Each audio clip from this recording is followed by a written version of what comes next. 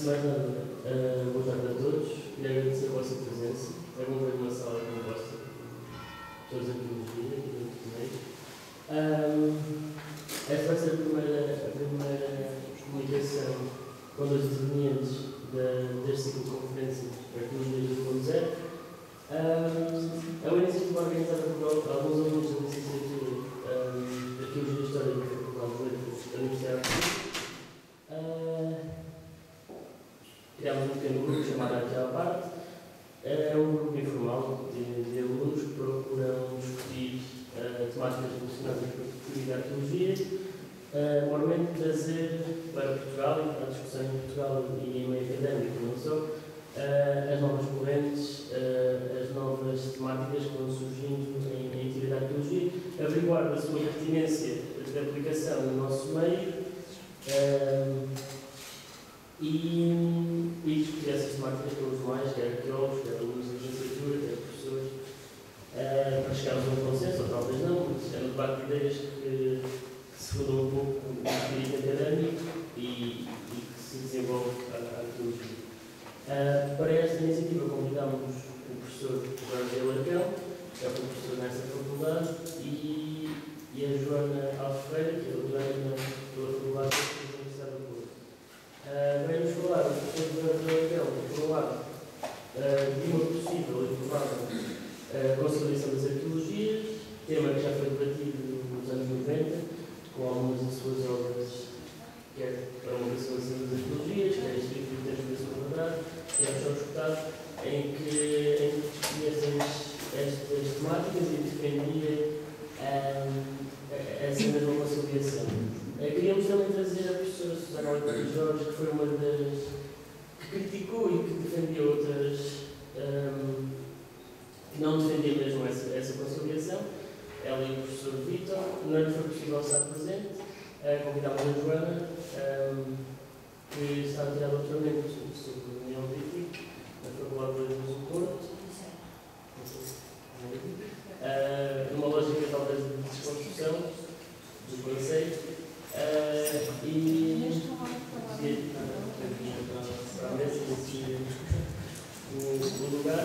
Queria antes de mais agradecer os apoios de algumas instituições, nomeadamente da Faculdade de Letras, da Universidade de Coimbra, do Departamento de História, Historiedade e Arqueologia, ao Instituto de Arqueologia, ao Centro de Estudos Pré-Históricos da Barel, da pessoa do professor Domingos, que nos tem apoiado, inclusive com algum financiamento para esta iniciativa, e ao Museu Machado de Castro, que é da pessoa da Rosana Alforado, quer pela excelência do espaço, quer pelo apoio institucional. Diria então que viessem para aqui e vamos começar com o professor Jorge Alarcão, que já todos devem conhecer. Não vale a pena estar a fazer grandes apresentações. Se me conhecem, eu posso.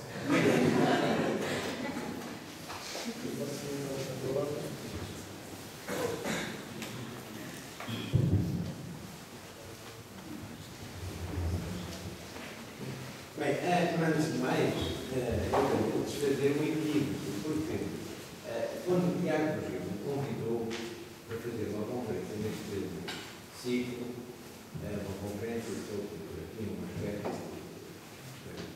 teórico sobre a teoria da arqueologia, eu disse que não fazia. Bom, eu disse que não fazia e dei uma razão. Não sei se eu estava exatamente a ser muito sincero na razão, mas enfim, eu quero pedir a razão para convencer. E a razão que eu lhe dei foi que eu escrevi, li, refleti, escrevi sobre a teoria da arqueologia numa certa fase da minha vida académica, da minha vida intelectual. Mas isso foi há 10 anos, há 12 anos. E depois disso, nunca mais li ou li pouco, refleti, nunca pensava, de maneira que eu disse, olha, não, uma conferência sobre teoria da arqueologia não vou fazer porque não me sinto atualizado. Agora, o que eu posso fazer é fazer assim umas palavrinhas de 10 minutos, 15 minutos de introdução a este ciclo de conferência.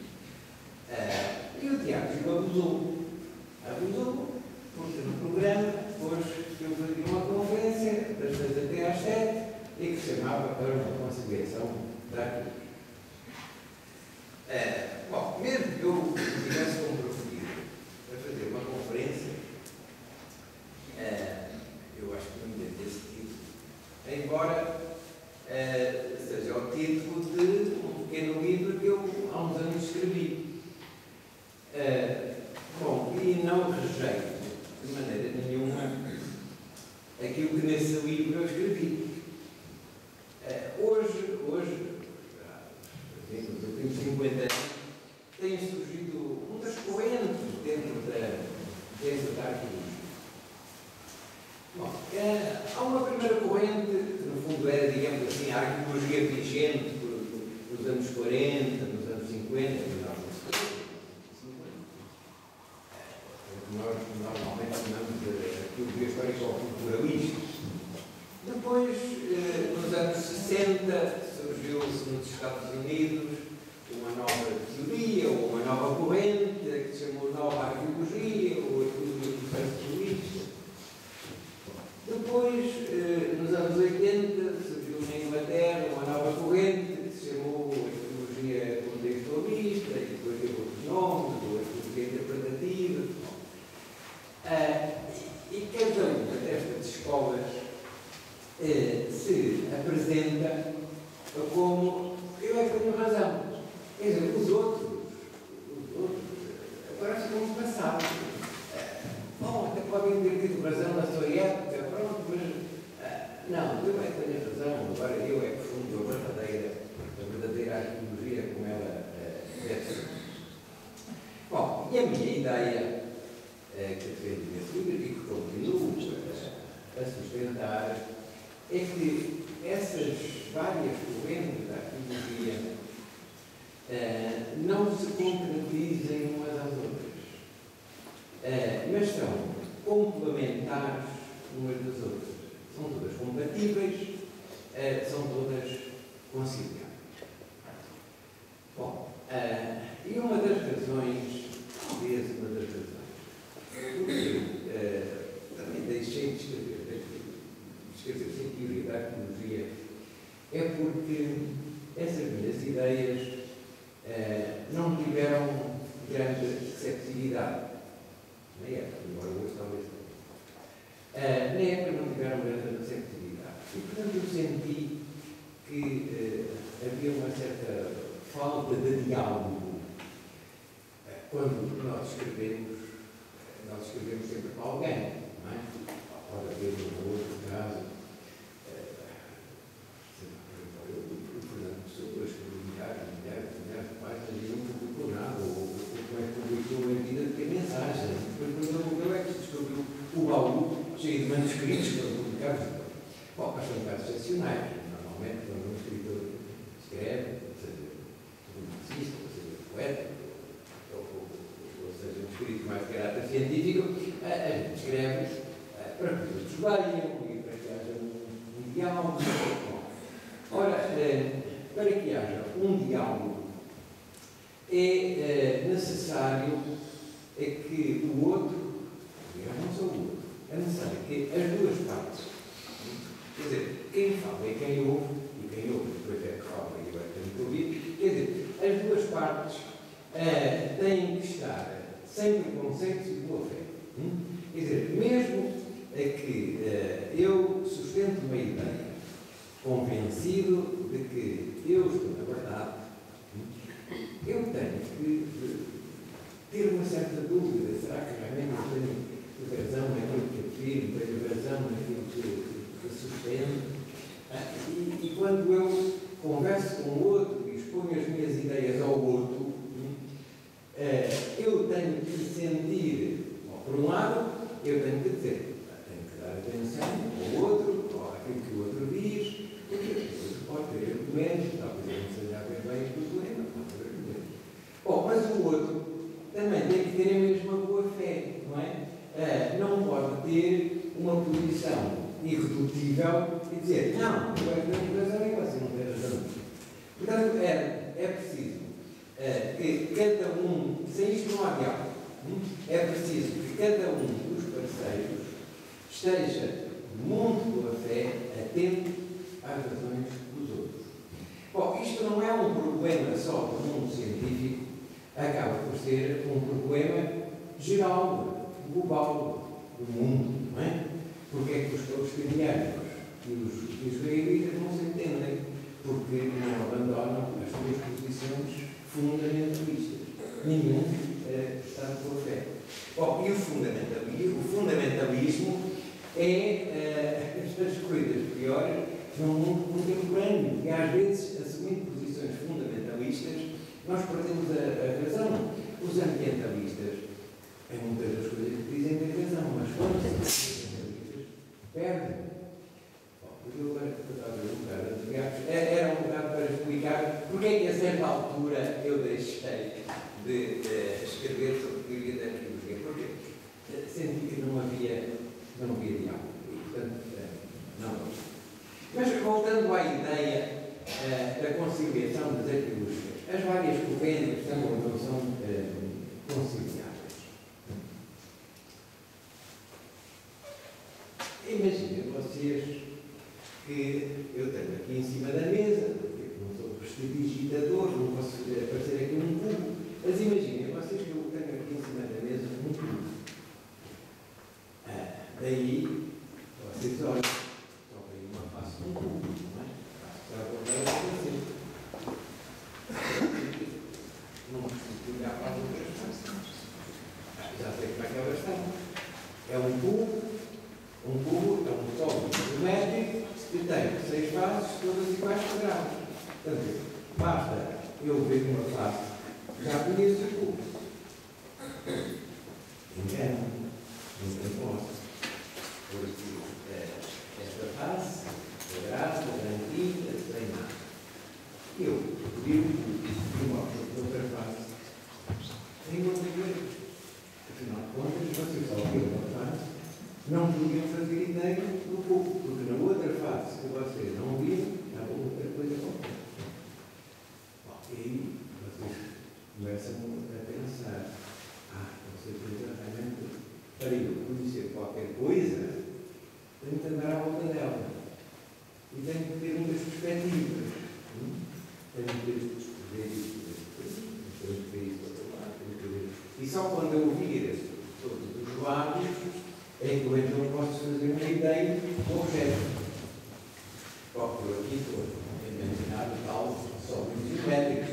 Mas, no fundo, isto é uma metáfora que se pode aplicar também à história. Pode-se aplicar à história a qualquer época, não é? Quer dizer, uma época pré-histórica também, digamos assim, um objeto é que a gente não pode conhecer numa só perspectiva, tem que abordar de vários lados.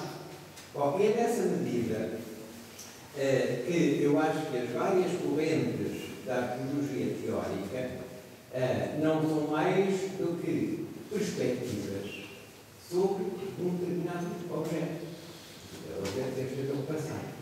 Quer dizer, aborda o passado de uma maneira. Eles têm a razão, mas essa visão do passado é uma visão unilateral. É a visão do passado numa perspectiva. Mas agora nós vamos a outra corrente arqueológica, a outra teoria arqueológica,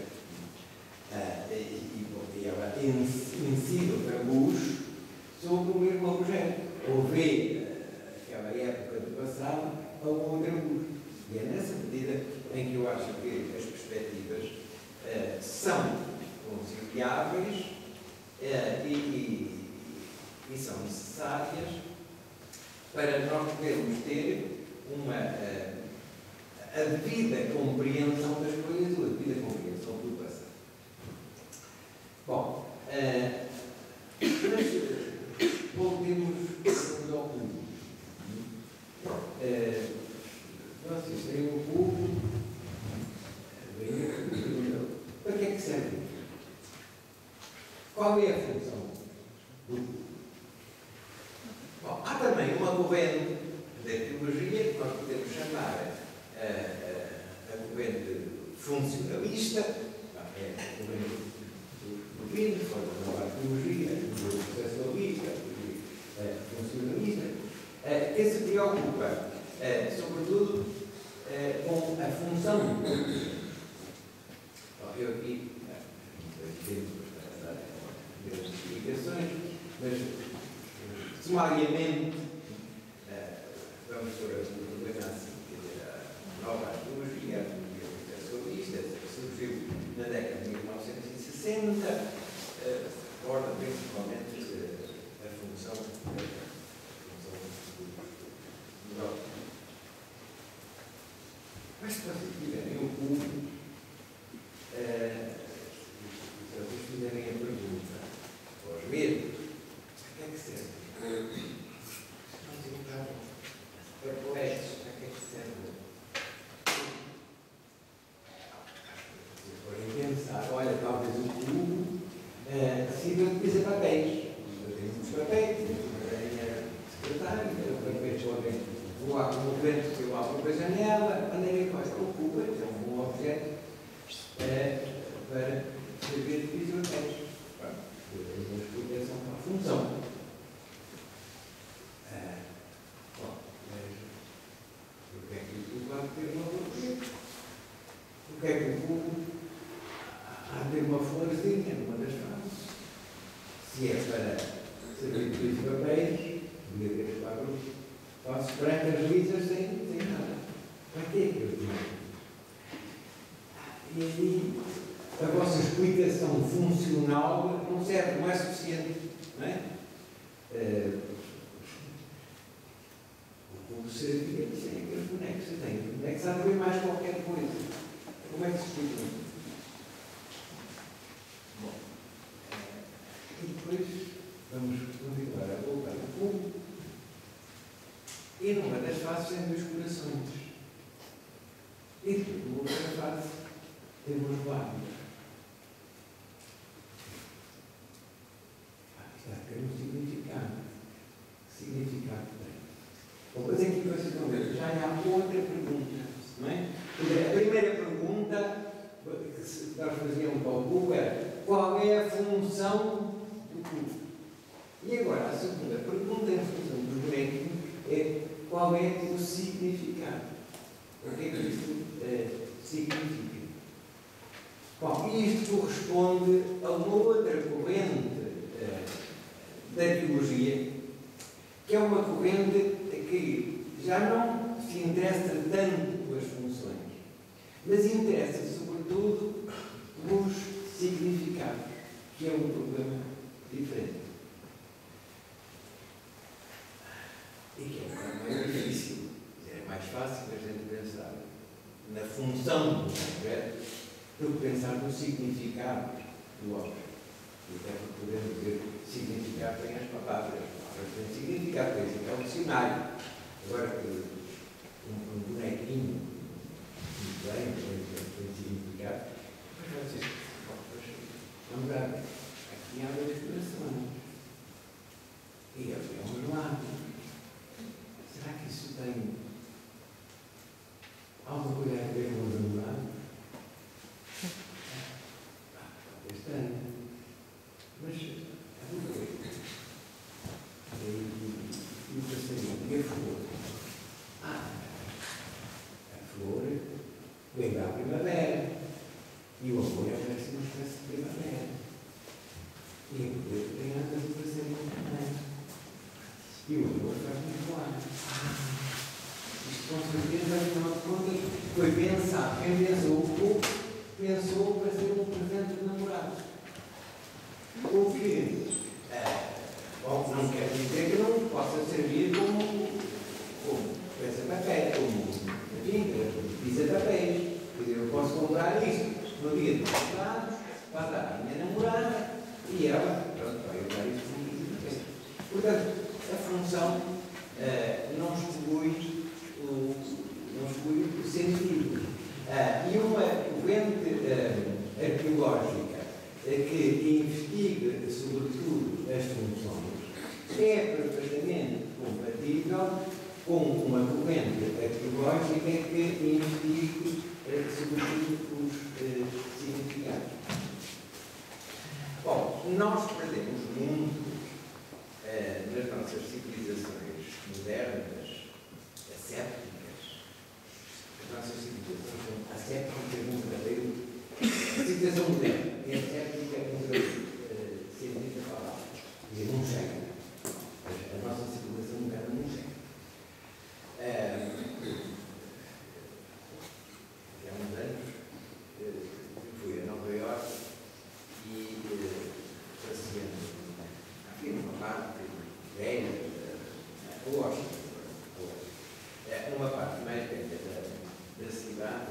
é uma parte muito bonita, porque é uma parte de moradias, casinhas pequenas, as casinhas à frente todas têm um jardim, e até dentro do jardim não há muro, quer dizer, as flores vêm mesmo até ao passeio, mas parece que as flores em nosso não sei.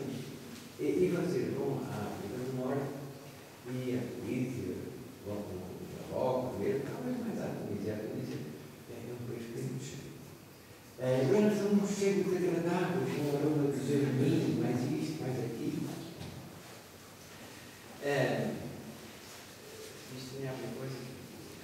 É que nós perdemos um bocado a noção que as coisas têm sentido, quer dizer, nós não estamos demasiadamente objetivos, demasiadamente científicos, e as civilizações primitivas, não se pode falar em civilizações primitivas, não é? Porque não há primitivo, porque as civilizações menos complexas, mais simples, sociedades rurais, bom, vamos falar de civilizações primitivas. As civilizações primitivas são cheias de significados. Vocês querem armar uma barraca, uma tendinha, ou querem fazer qualquer coisa, assim, um coberto, vocês têm um pau, que em cima bifurca, um bico, é coisa do pau, em cima bifurca, tem um bico, e depois tem um pau para servir de mulher. Os paus não têm sexo, não? Ou se tiverem sexo, um pau, um pau. Para nós, realmente, estes madeiros não têm sexo. Vocês vão à África do Norte, têm certas culturas primitivas e têm. Quer dizer, este pau assim é uma mulher. E o pau assim é um homem. Bom, e isto que hoje está a desaparecer, estes significados, estas espécies de metáforas, para estas civilizações tudo tinha sexo e, portanto, tudo tinha sexo neste sentido, não é? Quer dizer, o macho o fêmea, o feminino o masculino, não é? E o mundo era extraordinariamente animado, porque o pau não é uma coisa inerte. O pau é um bocado um ser vivo. Bom, e é esta dimensão um bocado simbólica, é isto que explora com a determinada corrente arqueológica, que é essa tal arqueologia contextualista, não é? Que procura descobrir os sentidos que as populações primitivas davam às coisas. Bom, este ciclo que o Tiago organizou não é propriamente só. As conferências não são só sobre teoria da arqueologia, isto é um bocado mais vasto, há outras matérias. Por exemplo, hoje que há uma conferência sobre arqueologia e ideologia. Eu, sinceramente, não quero dizer que a conferência não tenha muito interesse, certamente vai ter, mas eu acho que se tem exagerado um bocadinho essa ideia de que a nossa maneira de fazer arqueologia é influenciada pela ideologia. E que se eu for do CDS, faço arqueologia de uma maneira, e que se eu for do PC, faço arqueologia de outra maneira.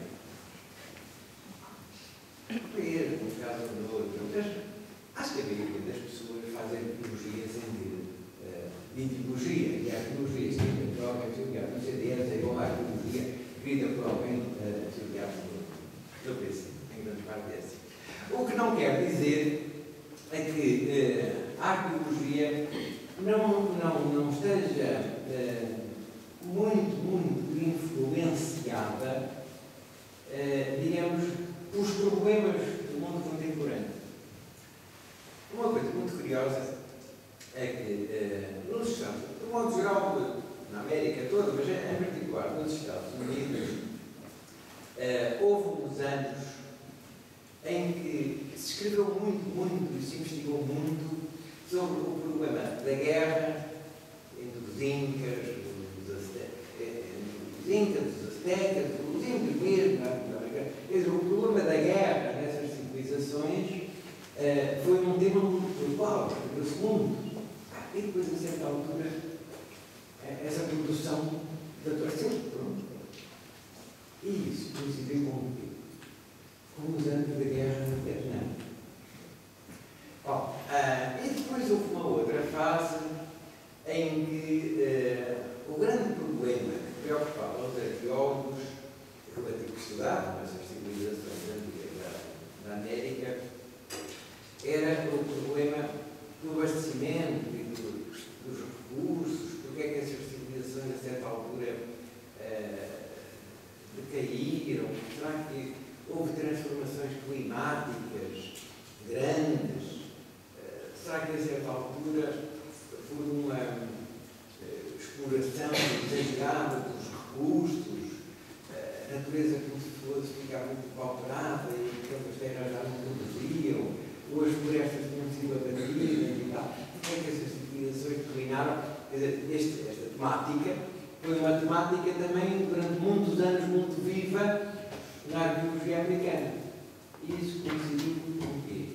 Coincidiu exatamente com aquele ano em que se começou a chamar a atenção para os problemas ambientais e para, enfim, a possibilidade de certa altura, sobre exploração, exploração exagerada, onde a gente já não ter petróleo, não ter madeira, não ter isso. A América, nessa medida, a arqueologia é influenciada, mais ou menos insensivelmente, com certeza insensivelmente, mas é influenciada pelos problemas do mundo contemporâneo. Há muita gente que ainda continua a ter do arqueólogo uma imagem completamente errada, quer dizer, o arqueólogo é aquele indivíduo não tinha, fez à procura de cacos para tudo. Ou então o arqueólogo é um pesquisador dos tesouros. O arqueólogo não é isso, não é? O arqueólogo, na altura, começa a reconstituir o passado, não procura apenas reconstituir os objetos do passado, procura reconstituir a humanidade com os seus objetos, mas a humanidade também com os seus sentimentos, com as suas atividades, etc. E nós, quando damos muita atenção a um cacto, nós nos estamos interessados no cacto. O José Saramago, um dos seus